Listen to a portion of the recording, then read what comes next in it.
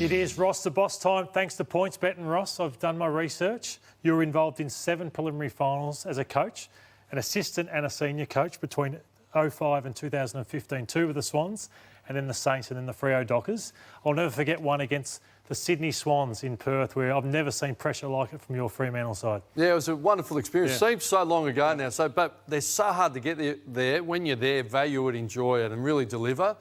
There's almost more pressure than grand final day because the grand final's spot at stake. Well, the first prelim we're going to look at is this one between Port Adelaide and Richmond. The last time these two met in a final was an elimination final back in 2014, where the Power won by 55 points.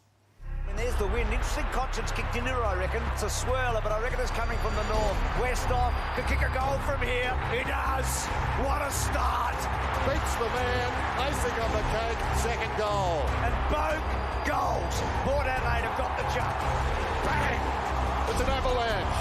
Warren's goals. They've got 6. How about this?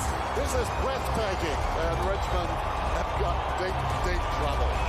Oh, yes. That's what we like. Talk about legends. This young guy is already Wingard. Port just killed them today. They really did. They were brilliant. Dick Trent would love his time again. Hate seeing that. Kicked against the wind. They didn't score in the first quarter. It was all over. But the blueprint for Port Adelaide, Ross, they've been on top since round 1, right through the home and away season to now. What makes them so good? Well, they're a contested ball. They're a finals football team, and that's why they should go with confidence.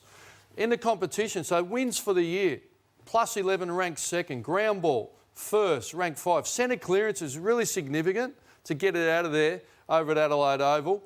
Plus 5, and tackles the number 1 tackling team in the AFL. So that's their blueprint. Contest, pressure, win it from clearances, go forward, lock it in. What they did against Richmond, but we need to acknowledge Richmond's 7 players out. They've got some great players back in. But they monstered them in contested ball. And often Richmond give up a bit of contested ball to beat you on the outside. And the ground ball battle. So they won it inside, and centre clearances plus 15's annihilation. It was 20-5. So they gave them ground position, went in, and then they just locked it in with their pressure, 69. So Richmond still scored, but that's the formula for them all year. They won't reinvent anything. And if they can deliver those numbers again, well, they're booking a berth to the grand final. But you can see when they lose, the contested ball, all their strengths, they don't deliver on, and they drop their pressure. So it's a really simple formula, but effective, and it's finals football, contest pressure, lock it in. And I thought it's where they overpowered Geelong in the first final after half-time. Let's take a look at the matchups. Great matchups. Just the toughness of these teams. Obviously, Lysette, tough player, premiership player. Boak, Wines, Palpepper, Rockcliffe.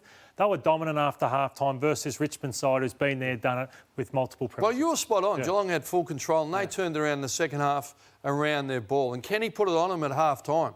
Get your contested ball right against the Cats. So it'll be a little bit easier to do the contested ball inside against Richmond because they are a little bit lighter and quicker. But the hardness of Cochin and Prestia and the speed of Martin and the power of Edwards as well. But they are big bodies. So they're going to have to think their way through at Richmond, and just like they did against St Kilda, they devised a strategy around the ball to really hurt St Kilda that had been their strength. So there's some incredible matchups, and clearly, and we'll have a look at Dusty, but when he goes forward, they need to be organised against that. We're staggered by this from St Kilda. This was a team that, this was the first bounce, Ross. Let him get an easy charge at the footy.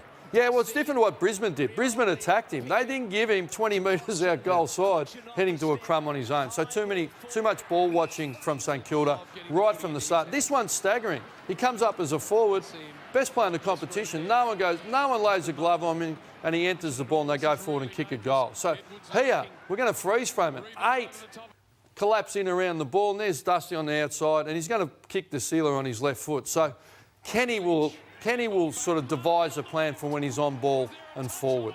Ollie Wines possibly the man to get him inside 50 and try and obviously take control of him and hand over to someone. Yeah, so that one, he come up with Hunter Clark or Caulfield, I can't remember who it was, but hand him over to a midfield. He'll set Sam Palpepper for him. Will be Ollie Wines. But when he goes forward, I think they're going to have to look at Jonas or Burton, because Cleary and McKenzie are going to be tied up, which we'll have a look at. Want to look at the aerial threat against Port Adelaide. I've talked about this for a while. The last final, there it was, 10 marks by Geelong inside forward 50. Hawkins kicks 5 points and 1 out on the full. So they're coming up against Lynch and Reeve. I don't think they get away with that. If that happens again, that number pops up again, 10 to 4 marks inside 50. That spells danger for Port Adelaide. What we do know is they forced them wide in that angle shots, but they were still, it's a real concern. Lynch was incredible coming back off a hamstring, and my concern is how they handle two key forwards of Riewoldt and Lynch's calibre. They're undersized.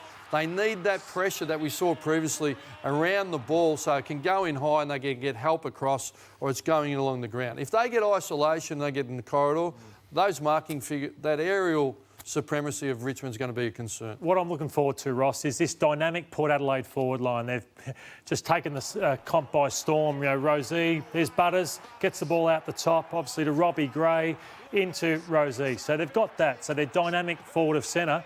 But then on the flip side of that, they're going to be matched up against Hooley, Baker, Vlosten, these types. So it's a bit of cat and mouse. Who can dominate the midfield, I suppose? Yeah, they'll get some room, but if they don't score, no one counter-attacks better than Richmond. No one takes it from the back half to the forward half better than Richmond. So, but if you turn it over, Richmond turn it over, Rosé and Butters, they can sieve you the other way. But they're going to have to work hard without the ball.